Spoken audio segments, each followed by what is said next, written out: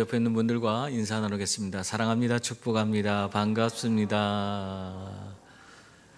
예, 누가복음 7장에 보면은 예수님께서 한 바리새인의 집에 초청을 받아서 간 일이 기록되어져 있습니다. 그때 그 동네에 있던 한 여인이 예수님께 나와서 그 눈물로 발을 적시고 또 머리털로 그 발을 눈물로 적신 발을 머리털로 깨끗이 닦아주고 그 다음에는 거기에다 향유를 부은 그런 사건이 있었습니다.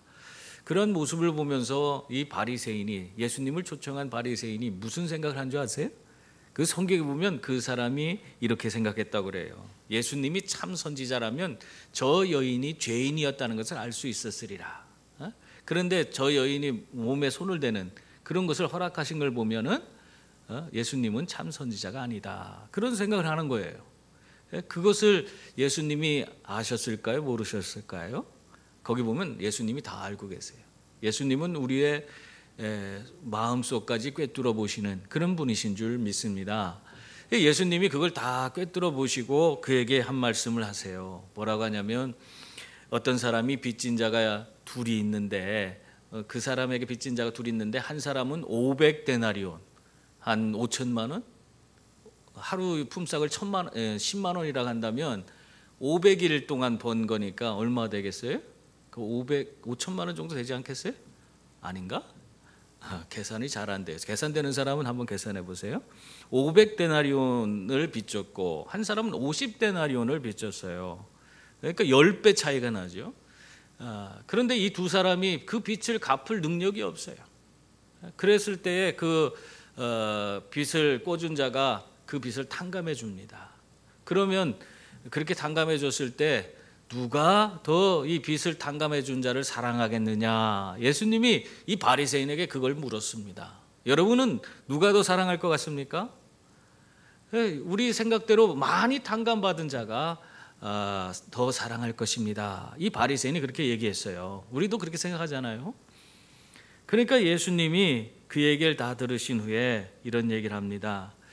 너는 내가 네 집에 왔을 때에 손님에 대한 예의로 발 씻을 물을 주는 것인데 발 씻을 물도 주지 않았고 입을 맞추지도 않았고 머리에 감람유도 부어주지 않았다. 그러나 이 여인은 내 발에 눈물을 붓고 머리털로 씻어주었으며 내 발에 입 맞추고 향유까지 부어주었다. 그렇게 이야기를 합니다. 그러면서 이러므로 내가 네게 말하노니 그의 많은 죄가 사하여졌도다. 이는 그의 사랑함이 많음이라. 사랑을 받은 일이 적은 자는 적게 사랑하느니라. 그렇게 말씀하셨어요.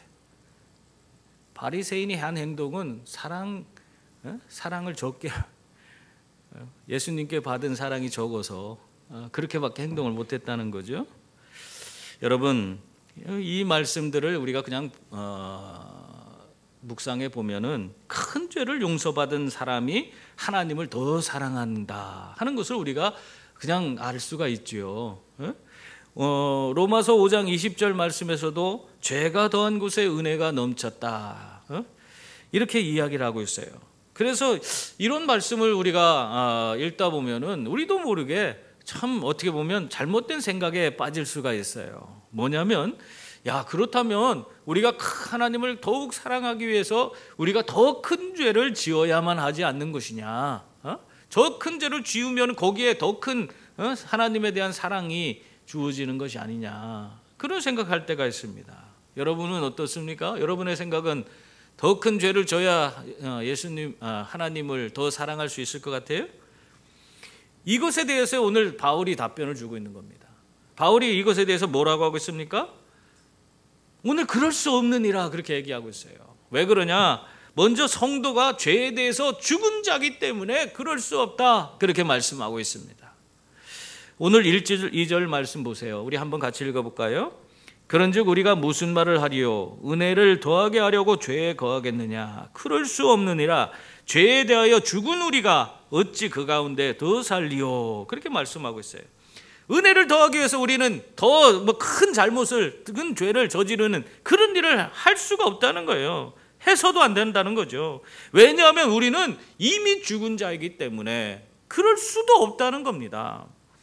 여러분, 우리가 하는 말 중에 죽은 자는 말이 없다, 그런 말을 하잖아요. 이 또 동일합니다. 죽은 자는 죄도 지을 수가 없는 것입니다. 여러분, 죽은 사람은 말만 하지 못하는 것이 아니라 행동도, 어떤 행동도 할 수가 없어요. 그렇기 때문에 죄를 지으려야 해도 지을 수가 없는 것입니다. 그러므로 예수님을 믿는 믿음으로 의롭다 여김을 받은 사람들은 어떻게 살아야 돼요? 더 이상 우리는 죄에 대해서 죽었기 때문에 죄 가운데 살아갈 수가 없는 그런 존재인 것입니다. 이미 죄에 대해서 죽었기 때문에 죄와는 별개의 삶을 살아야 된다 하는 말을 또한 우회적으로 우리에게 들려주고 있는 그런 말씀이라고 할 수 있습니다. 그래서 예수 믿고 구원받았다고 생각되면, 우리가 예수 제대로 믿는다, 나는 예수 믿는 사람이다, 나는 예수 믿고 구원받았다, 그런 생각을 갖는 사람이라면 그 사람은 삶이 달라질 수밖에 없는 겁니다. 왜? 우리는 죄에 대해서 죽었기 때문에. 여러분은 지금 여러분의 삶이 죄에 대해서 죽은 자의 삶을 살고 있습니까? 정말 죄에 대해서 죽었다고 여겨주십니까? 물론 우리들의 삶은요, 이 죄에 대해서 완전 일순간에 다 완전해질 수 있는 그런 자들은 아닙니다. 법적으로 우리는 분명히 하나님으로부터 의롭다 인정받은 그런 자들이지만 아직도 죄성을 지닌 이 육체를 지니고 살고 있기 때문에, 육체 가운데 살고 있기 때문에 우리는 죄를 완전히 극복하지 못하고 간혹 가다가 죄를 지을 때가 있는 것입니다. 그러나 그 성도들은 그러한 죄에 계속 머물러서는 안 된다는 것입니다. 만약 죄에 빠져 그 속에 계속 머무르고 있는 그런 사람이 있다면 그 사람은 예수님을 진정으로 사랑하지 않는 사람이고 예수님의 구원이 그 사람에게 임하지 않은 그런 사람일 수가 있는 거예요. 왜? 죄에 대해서 죽은 자가 죄 가운데 계속 거하려고 한다는 것은 문제가 있기 때문에 그렇습니다. 사람이요, 의도적으로 자기가 죄를 짓고 그 죄 가운데 있는 것은 다른 말로 하면은 그것이 바로 하나님에 대한 배교 행위예요. 반역이라고 할 수 있습니다. 그렇기 때문에 하나님이 그에게 베풀어준 은혜를 헛되게 할 뿐만 아니라 은혜 대신 형벌을 받을 만한 그런 사람이 되는 것입니다. 여러분, 하나님이 여러분을 사랑하시고 은혜를 베풀어 주셔서 예수님을 믿고 구원받게 한 것은요, 왜 그런 삶을 여러분에게 허락해 주셨습니까? 이전보다 더 나은 삶을 여러분이 살도록 하기 위해서 우리 예수 그리스도가 십자가에 달려서 여러분을 위해서 그 몸을, 여러분의 생명을 대신해서 바친 거 아닙니까? 그거는 이전보다 더 나은 삶을 여러분이 살아갈 수 있도록 하기 위해서 그렇게 하신 겁니다. 죄악된 삶을 벗어나서 언제나 하나님 주시는 은혜 가운데에서 정말 하나님이 우리에게 주시는 그 풍성한 삶의 실제를, 하나님과 항상 동행하며 하나님과 날마다 기쁜 교제 가운데서 기쁨이 있고 감격이 있고 하나님께 영광 돌리고 매 순간 하나님이 나를 통해서 이루시는 위대한 일들을 보면서 하나님께 감사와 찬양과 영광 돌리는 그런 삶, 그런 풍성한 삶을 누리며 살도록 하기 위해서, 그래서 예수님이 십자가에 달려서 죽으신 거예요. 그 은혜 가운데 우리가 살아가는 겁니다. 그런데도 불구하고 내가 그 예수님의 엄청난 사랑과 은혜를 받았음에도 불구하고 내가 다시 죄악 가운데 가서 뒹그는 자가 된다면 그것만큼 머리 속은 자가 어디 있어요? 그런 사람이 정말 하나님을 제대로 믿는다고 그렇게 얘기할 수 있습니까? 여러분, 그러므로 언제나 우리가 이 죄악길에서 벗어나기 위해서 우리는 의지적으로 주님께 우리가 나아가는 그런 분들이 되어야 하는 것입니다. 우리의 죄 문제는 우리 힘으로 해결할 수 없어요. 우리가 죄 가운데 아무리 버티고 내가 이것을 이겨내리라 한다고 해서 이겨집니까? 그렇지 못해요. 우리는 주님께 나아가서 우리의 모든 죄의 짐을 맡겨버릴 때 주님께서 우리의 죄 문제를 해결해 주시는 거지 내가 내 죄를 해결할 수가 없어요. 그렇기 때문에 우리는 의지적으로 어떻게 해서든 죄 가운데 있을 때 주님께 나아가려고 애를 써야 돼요. 신방하다 보면은 어떤 분이 그냥 교회 안 나오려고 하고 막 안 나오는, 그래서 어쩔 수 없이 그냥 가서 권면하고 그 사람을 신방하면 그 사람 하는 소리가 뭔지 알아요? 자기는 교회 못 나가겠대. 왜 못 나갑니까? 죄가 많아서. 알긴 알아. 죄가 많다는 건 알긴 알아요. 죄가 많아서 못 나가겠대. 여러분, 교회는 죄인이 나오는 곳이에요. 그 죄를 자기 스스로가 집에서 해결할 수 있으면 안 나와도 돼. 그러나 해결할 수 없어요. 그 죄로 말미암아 그 사람은 멸망의 불구덩이에 던져지는 그런 존재가 될 수밖에 없습니다. 우리는 죄 가운데서 의지적으로 우리 주님을 찾아야 되고 주님께 나아가야 되고 주님 손 붙들어야 되는 거예요. 그래야지만 우리의 삶이 새로워지고 우리가 하나님이 주시고자 하는 그 풍성한 삶을 누리고 이 땅에서부터 천국의 삶을 누리면서 우리에게 보장된 저 하나님 나라까지 나아가는 그런 존재가 되는 것입니다. 방탕한 생활을 하다가 정말 하나님 앞에 크게 회개하고 눈물 콧물을 흘리면서 절대 내가 이런 삶에 다시 빠지지 않겠습니다. 결단하고 회개하고 죽게 돌아온 그런 청년이 있었습니다. 이 사람이 그렇게 하나님 앞에 울고 그러면서 엄청난 회개를 한 후에 정말 그 삶이 완전히 달라졌어요. 너무너무 행복한 삶을 됐어요. 그런데 막상 이제 일상을 계속 살다 보니까 어느 순간에 자기가 생각지도 못한 순간에 옛날 저지르던 그런 죄 가운데로 다시 자기가 빠져서 온갖 잘못을 저지르는 그런 모습을 다시 겪게 됐습니다. 그것을 깨닫자마자 이 사람이 그냥 하나님 앞에 다시 무릎 꿇고 통곡하며 하나님, 나는 이런 존재밖에 안 됩니다. 하나님 죄송합니다. 제가 그동안 너무 안일하게 살아서 다시 또 이렇게 예전에 짓던 죄를 또 짓고 말았습니다. 회개합니다. 하나님, 나를 용서해 주세요. 그렇게 막 울부짖고 있는데 그때 갑자기 그에게 하나님이 임하셨습니다. 임하셔갖고 하는 소리가, 자, 네 얘기 잘 알겠다.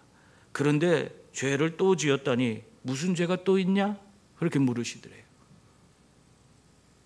여러분, 주님은 우리가 죄를 고백할 때 우리 죄를 다 받아 용서해 주시고 그것을 다시는 기억지 않으시는 분이신 줄 믿습니다. 이미 우리 죄가 하나님 기억지 못해서 우리가 죄에 대해서 고백하고 그 다음에 계속 울부짖고 있으니까 무슨 죄가 또 있냐? 죄에 대해서 다 잊었는데 그걸 물으시더래요.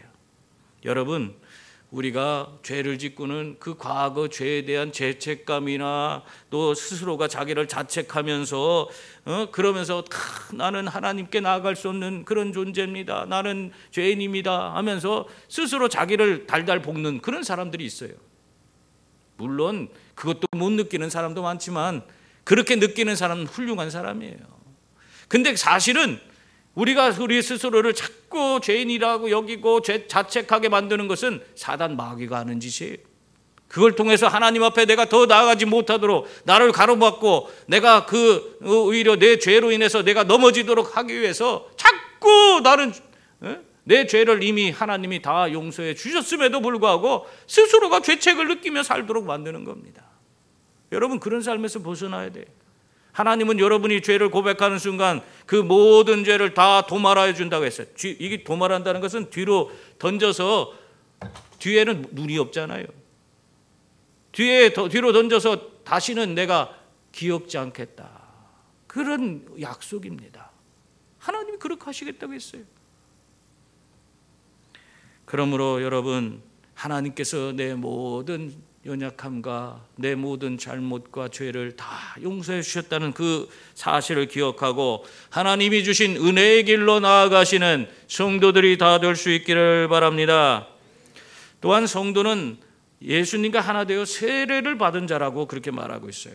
이게 대단히 중요한 거예요. 3절부터 5절까지 말씀입니다. 우리 다 같이 한번 같이 읽겠습니다. 무릇 그리스도 예수와 합하여 세례를 받은 우리는 그의 죽으심과 합하여 세례를 받은 줄을 알지 못하느냐. 그러므로 우리가 그의 죽으심과 합하여 세례를 받음으로 그와 함께 장사되었나니 이는 아버지의 영광으로 말미암아 그리스도를 죽은 자 가운데서 살리심과 같이 우리로 또한 새 생명 가운데서 행하게 하려 함이라.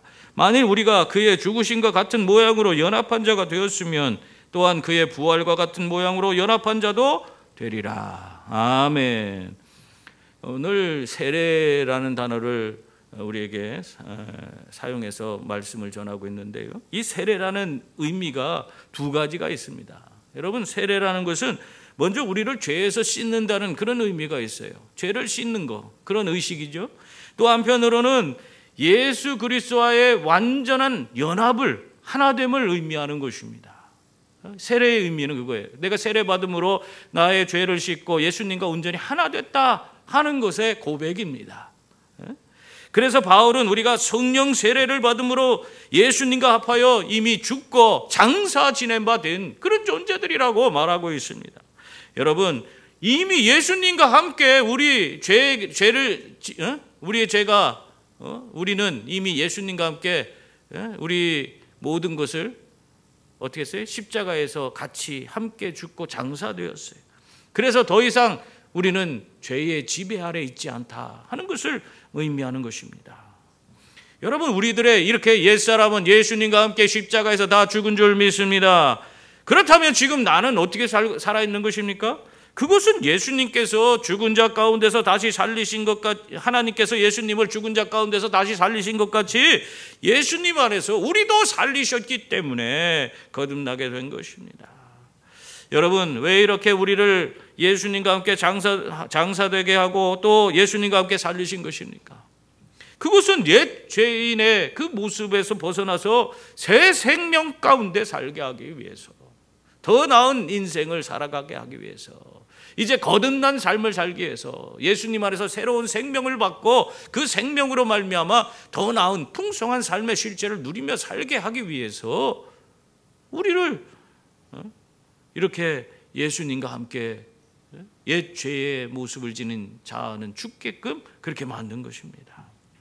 여러분, 이것을 우리가 잊어서는 안 됩니다. 우리는 그래서 이제부터는 어떻게 살아야 돼요? 항상 새 생명 가운데 살아가는 그런 존재가 되어야 하는 것입니다. 예수님 안에서 항상 하나님 주신 그 풍성한 은혜를 누리며 매일 매순간 주님과 동행하고 주님께서 내 삶을 통해 이루시는 위대한 일들을 경험하면서 날마다 기뻐하고 날마다 감사하고 날마다 찬양하고 영광 돌리며 사는 그런 존재가 되어야 하는 것입니다. 여러분, 이러한 삶을 살게 하기 위해서 예수님이 우리를 위해서 죽으시고 또 죽음의 권세를 깨뜨리고 부활하신 줄 믿습니다. 이걸 위해서 한 것인 거예요. 그러므로 우리의 삶은 항상 이렇게 새 생명 가운데에서 정말 능력 있는 그리스도인의 삶, 변화된 삶을 살아가는 그런 성도들이 되어야 할 줄 믿습니다. 한국 교회의 교회사에 보면은 아주 엄청난 인물들이 많은데 아주 유명한 그 깡패 목사님이 계세요.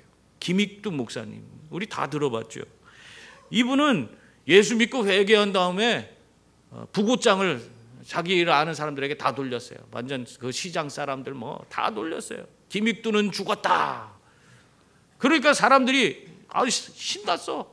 이 맨날 와서 사람들 때리고 뺏어가고 아주 그렇게 못된 짓만 하던 김익두가 죽었다 하니까 아이고 이거 잘 됐네. 예? 그놈 없으니까 이제는 살만 났네. 사람들이 다 살팔이 났어. 너무너무 좋아갖고 그러고 있는데 그게 몇 개월인지 몇 년인지 지난 다음에 갑자기 그 시장거리에 한복판에 검은 성경책을 탁 옆구리에 낀 김익두가 나타났어요. 그 사람들이 그냥 깜짝 놀랐어.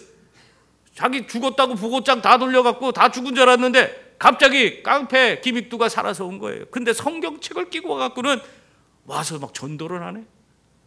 그러니까 이야 이게 뭔 일인가. 사람들이 그 보면서도 의심의 눈초리를 버리지 않았어요. 그냥 아이고 저거 쇼하나보다 다 그렇게 생각을 했어요. 그러다가 한 사람이 좀 그래도 한번 이상한데 한번 시험해볼까 하면서 물바가지를 갖다가 그냥 얼굴에다 확 던져버렸어요. 그랬더니 그러면 어떻게 될까 했는데 이 김익두가 그때 물을 우면서 툭툭 다 털어내고 나서니 그러면서 그 사람을 보고 얘기하더래.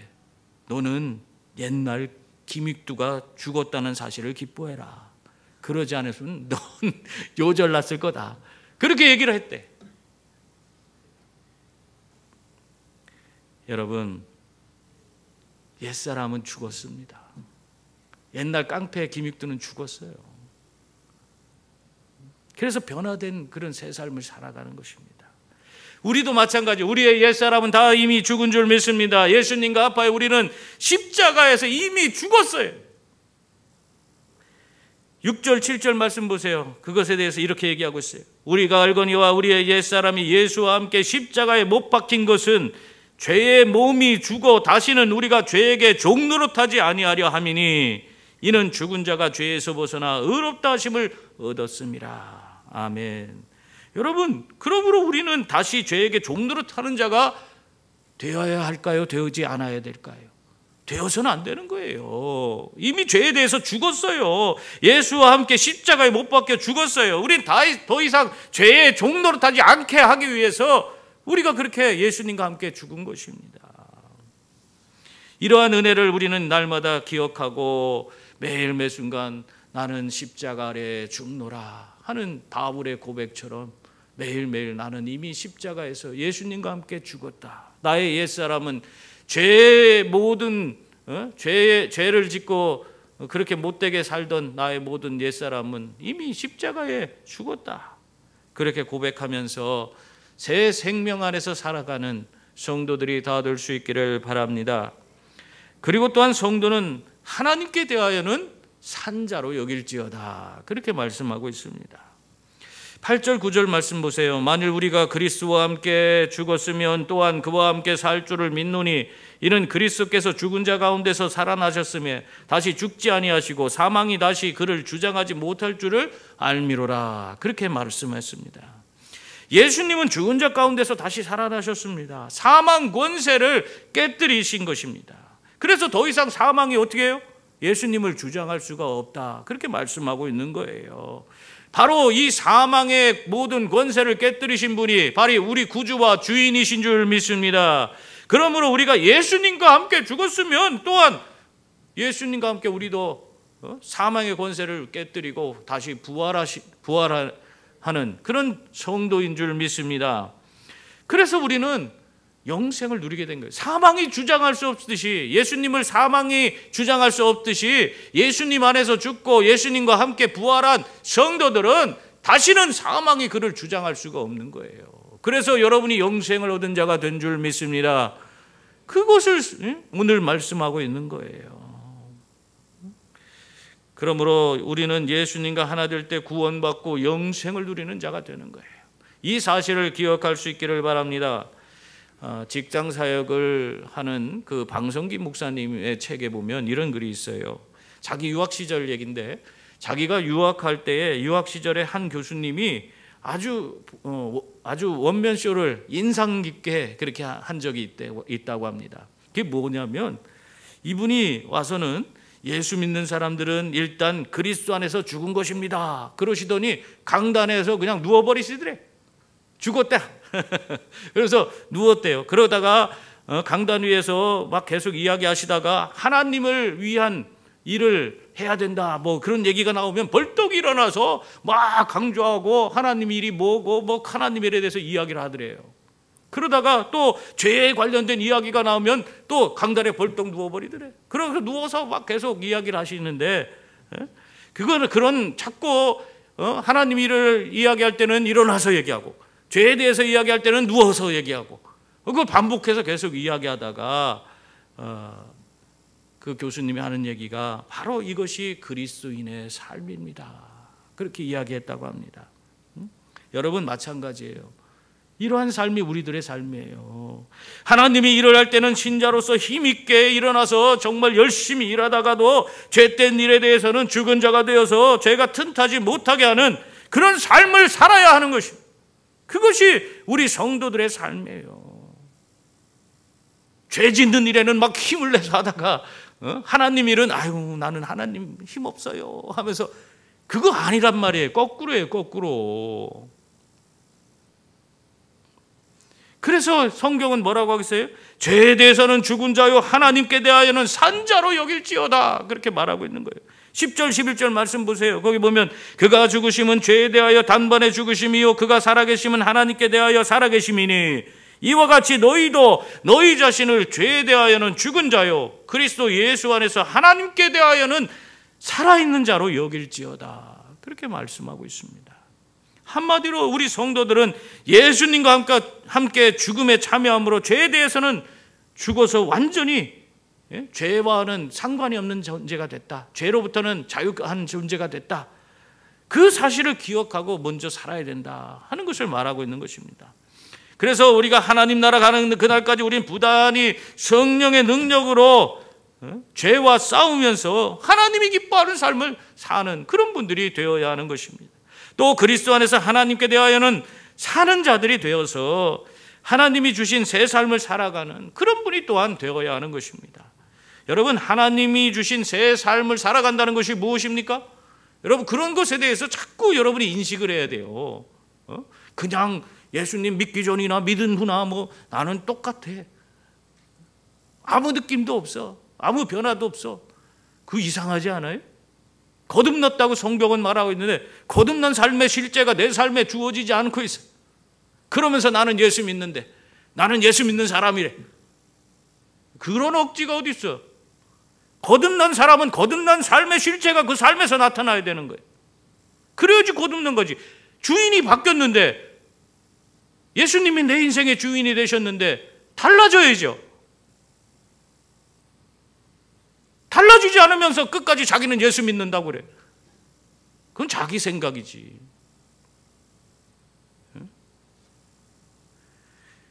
이 달라진 새 삶을 살아가는 그것이 뭐냐? 언제나 하나님과 동행하며 하나님의 뜻을 쫓아 살면서 그 풍성한 삶, 예수님이 내가 온 것은 양으로 생명을 얻게 하고 더 풍성히 얻게 하려는 것이라 그렇게 분명히 말씀하셨어요.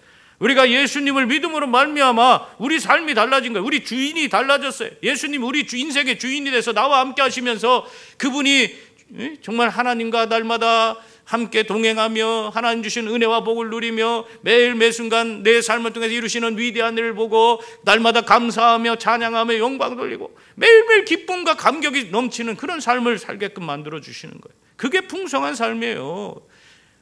여러분, 이러한 삶을 아직 경험하지 못했다면 내가 예수님 제대로 모르는 거예요. 예수님을 경험하지 못한 겁니다.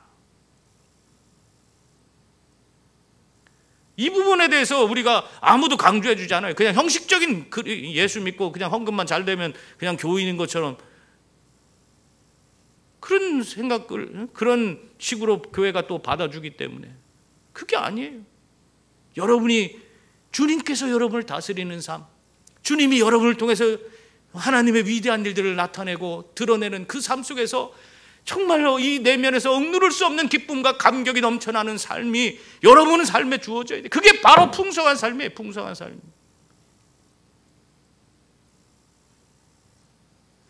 이전과 옛 죄의 옛 사람과는 다른 완전히 변화된 새 삶을 살아가는 거예요. 그것을 위해서 우리가 예수님과 함께 죽고 예수님의 부활에 참여하게끔 그렇게 만들어 주신 것입니다. 고찬익이라고 하는 분이 계세요. 이분이 젊었을 때 매일 술에 취해서 그냥 거리에서 날마다 싸움만 일삼는 아주 불량배 중에 불량배였습니다. 노름과 술, 싸움, 못된 짓이라고 하는 것은 빠지지 않고 그냥 아주 적극적으로 참여하는 그런 사람이었어요. 그러다가 노름빛에 정말 너무너무 큰 노름빛을 짓게 돼서 노름빛으로 말미암아 숨어서 지내고 있었는데 빚쟁이들한테 그만 들통나서 죽도록 맞았어요. 얼마나 맞았는지 그렇게 빚쟁이한테 맞고 나서 벙어리가 돼버렸어. 말을 할 수 없게 돼버렸어. 그래갖고는 아니 빚도 많고 말도 못하는데 이 세상 살아면 뭐 하겠냐 해서 자살 기도를 여러 번 했다고 합니다. 그때마다 그냥 어떻게 해서든지 그게 구사일생으로 사람들에게 발견되고 막 그래서 살게 됐어요. 그러면서도 자기는 삶의 의욕을 더 이상 느끼지 못해서 맨날 그냥 술 퍼먹고 맨날 싸움박질만 하고 경찰서만 날마다 들락날락하고 그러고 있었어요. 하루는 경찰서 유치장에 그 유치장 속에 감금되어 있는데 그때 외국 선교사 게일 선교사가 그를 찾아왔다고 그래요.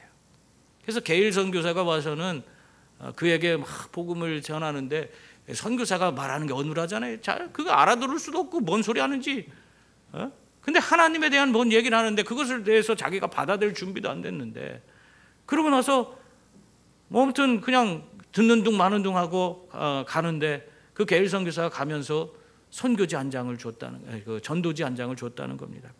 그 전도지의 제목이 내 이름이 무엇이냐라는 그런 제목인데, 그래서 궁금해서 그걸 읽고 그러다가 잠이 들었다는 겁니다. 그 잠든 사이에 하나님이 그에게 임했어요. 그 꿈에 하나님이 나타나서 그를 만나 주시는데, 그 앞에서 자기가 너무너무 자기 인생이 허망하고 날마다 이렇게 아무 소망 없이 사는 것에 대해서 너무 자기가 막 복받쳐 오르는 그런 슬픔이 있잖아요. 그래서 그 앞에서 하나님, 나는 이런 자입니다. 이렇게 나는 온갖 죄를 저지르고 온갖 그 자기가 지금까지 한 죄를 다 얘기하면서 나는 이런 사람입니다. 이런 사람도 괜찮겠습니까? 하나님 믿어도 됩니까? 그렇게 이제 하나님 앞 고백하면서 앞으로는 내가 죄를 다시 짓지 않겠습니다. 그렇게 회개하고 잠에서 깼는데, 깨자마자 입이 터졌어요. 말이 나오기 시작하는 거예요. 벙어리였는데 그때부터 말을 하게 됐다는 겁니다. 이렇게 하나님의 놀라운 은혜를 체험한 이 고찬익이라는 분이 그 다음 날부터 이 거리 나가서 자기가 손수 만든 신발을 가지고 사람들에게 나눠주면서 사기꾼의 싸움밖에 모르는 나 같은 놈도 예수 믿으면 이렇게 변화됩니다. 새 사람이 됩니다. 네, 이 새 신발 신고 여러분들도 새로운 삶을 살아가세요. 예수 믿고 새 사람 되세요 하면서 그 신발을 나눠주며 전도를 했다는 거예요. 이 사람이 누구냐면 게일 선교사가 세운 교회, 서울에 있는 연동교회라고 있습니다. 그 100주년 기념관 옆에 가면은 교회가 있어요.